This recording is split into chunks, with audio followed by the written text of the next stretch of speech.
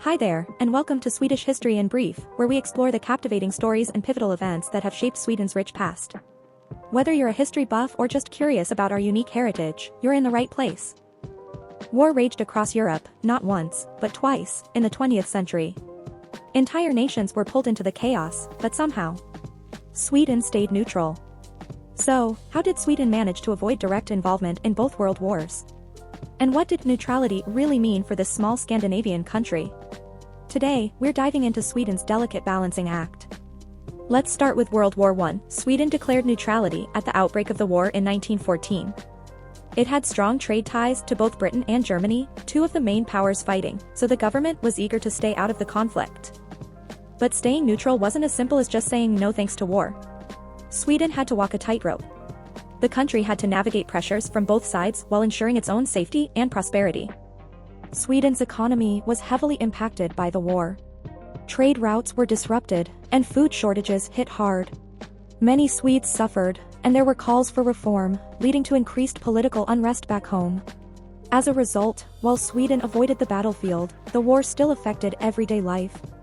With inflation on the rise and basic goods becoming scarce, many Swedes felt the strain of a war they were trying to avoid. This led to growing demands for social change and political reform. Fast forward to 1939. World War II breaks out. Once again, Sweden declares neutrality. But this time, staying neutral was even trickier. Why? Sweden was caught between two massive powers, Nazi Germany to the south and the Allies to the west. Both sides needed Sweden's resources. One of Sweden's most valuable resources during the war? Iron ore.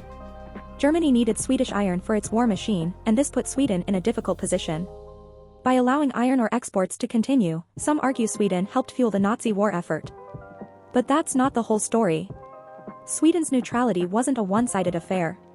While Sweden allowed German troops to transit through the country, it also helped the Allies in significant ways. Swedish intelligence passed crucial information to the British, and the country even trained Norwegian and Danish resistance fighters. This was an incredibly dangerous undertaking, as Sweden had to balance its actions without provoking Nazi Germany. Perhaps one of the most inspiring parts of Sweden's World War II history was its humanitarian efforts. Thousands of Jewish refugees found safe haven in Sweden, escaping the horrors of the Holocaust. And let's not forget Raoul Wallenberg, the Swedish diplomat who saved tens of thousands of Jews in Hungary. Wallenberg used his diplomatic status to issue protective passports and establish safe houses, showing that even in a time of war, compassion and bravery could shine through. By the end of the war, Sweden emerged largely unscathed, its cities intact. But neutrality had its costs too. Sweden's moral choices, like trading with Nazi Germany, are still debated to this day. How far can you go to maintain peace, and at what cost? In the decades since, Sweden has positioned itself as a champion of peace and diplomacy.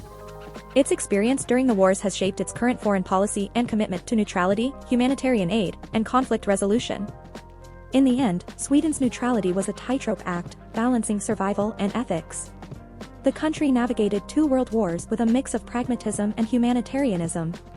And while it avoided the destruction seen across Europe, the question remains, what price was paid for staying out of the fight?